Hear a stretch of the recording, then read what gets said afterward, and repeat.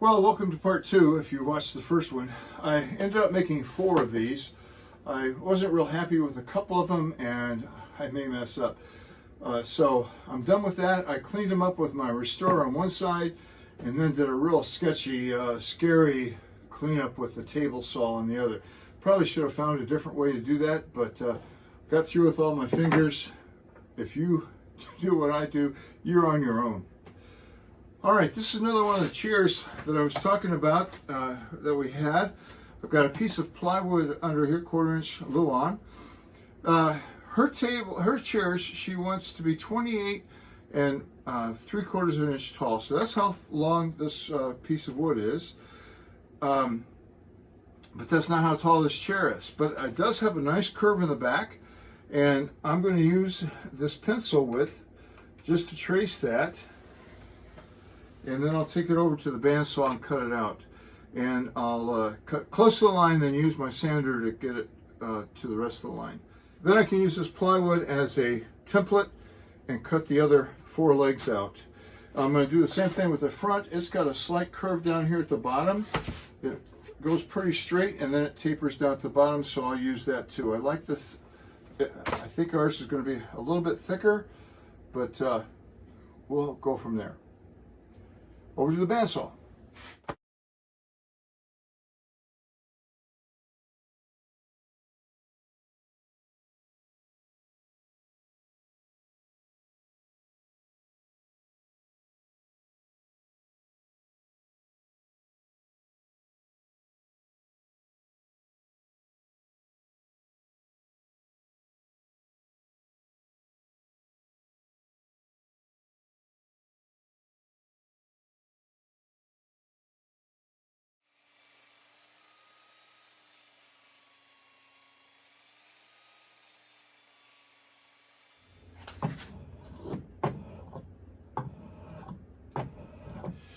This is what I've got so far. I don't know the order of operation. I don't know what to do next.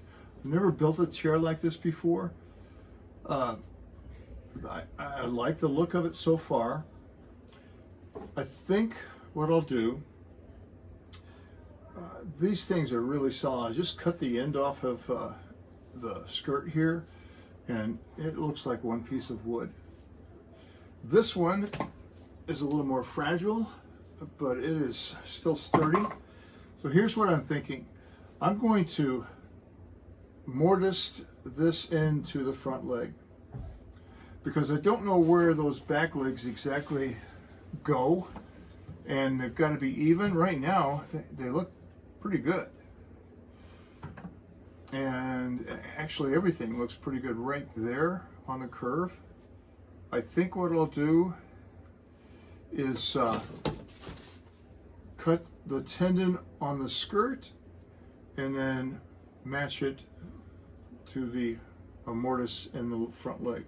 And that way, once that is established, I can, I'm not going to glue it by any means, but I can move it in and out and decide where those back legs go exactly, because it's not level right now. If you have any suggestions, it's going to be too late.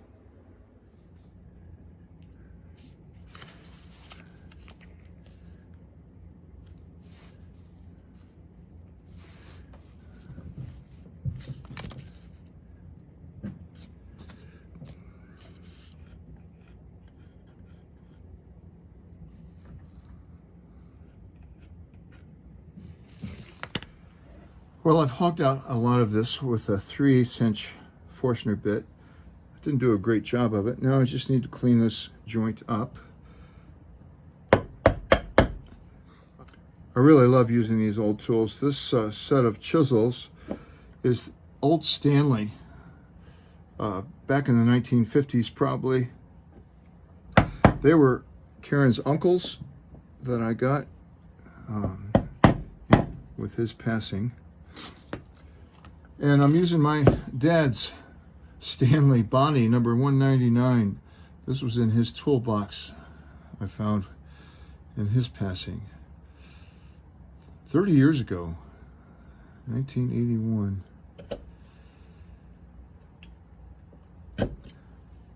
Works like new.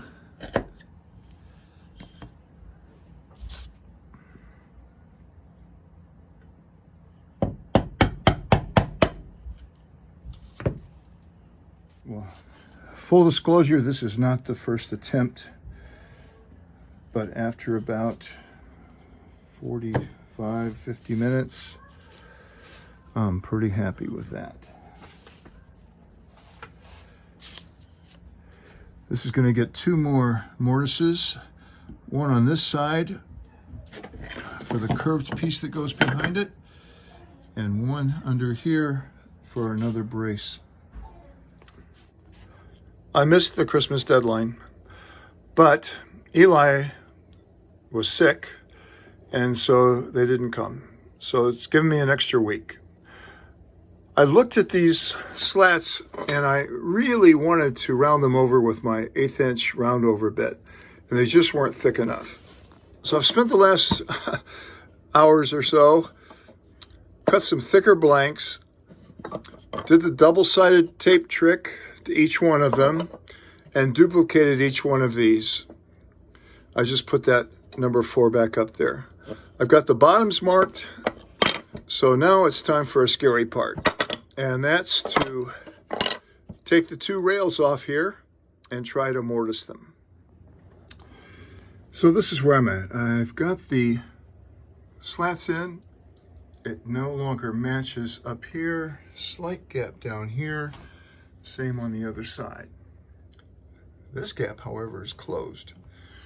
I've got a couple of options, and I could probably sand that off, but then I get in a situation where it may not be symmetrical. So my solution is to start over. I think the reason I've got these gaps is because the lower rail and the upper rail weren't exactly parallel, and so when I made them parallel, that's where I got the gap. I also don't like the fact that the upper rail doesn't look in proportion to the lower rail. I'd like it to make it a little bit bigger. So I think I'm going to give it another start. The wood was free. My time is free. What else am I going to do? It's raining outside. No gardening to do. Yeah, that's the side of the shop you never see. It is a total train wreck. But this is how I've set up to try to cut these backs out. This board going horizontal right up here is not parallel to the ground. I've got a center mark on the front and the back. I've got this dark board is exact width of what the spacers are going to be, the slats. I've got a center line going from the bottom, and I've got these parallel boards here set up so I can try it. Yeah, you see some other marks because I had other attempts at it. I think I'm ready to take the back off and attempt to first cut. Now I know theoretically it should be too big because I'm on the outside edge, but just the same, I'm going to cut it a little bit proud of those lines and work up to where it belongs.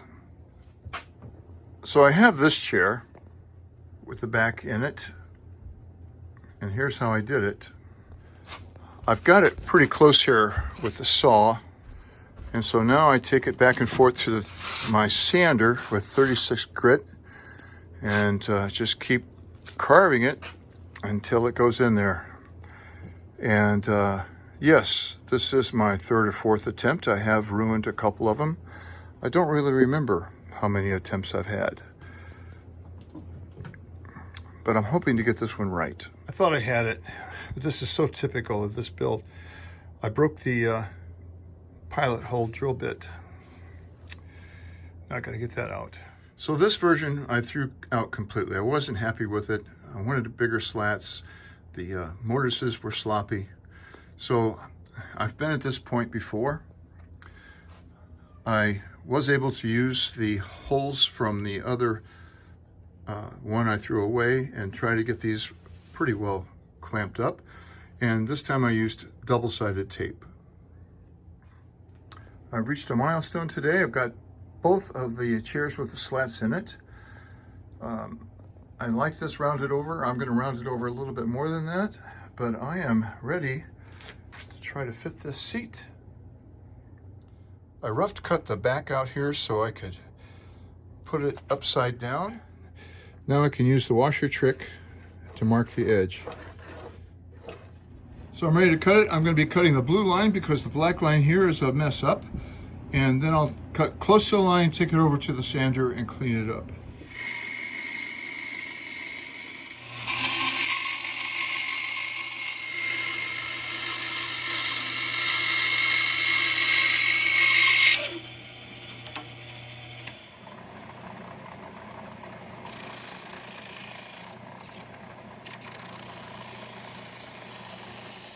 I can see the light at the end of the tunnel.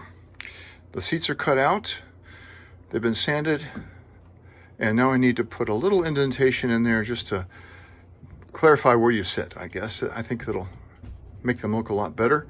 I need to round over the top, but I'm very close to taking these things apart and putting them back together finished. Both these seats are identical, so I've got a piece of poster paper over this, and I've got the edge cleared up to this end, so I just want to define where this edge is, and I'm going to do that with a piece of chalk.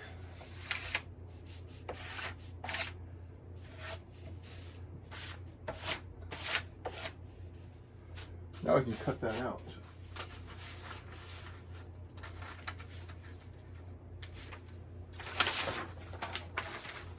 Let's see how symmetrical these are.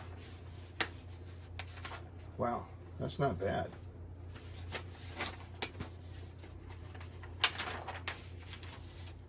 So while I have a whole sheet of paper here, I want to establish the center line on both of the seats.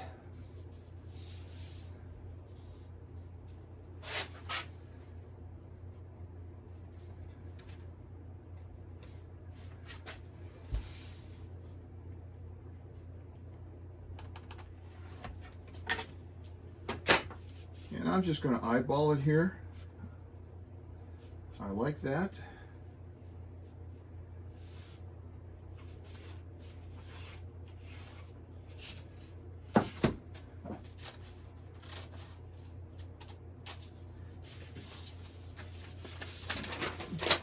Put that back on the center line.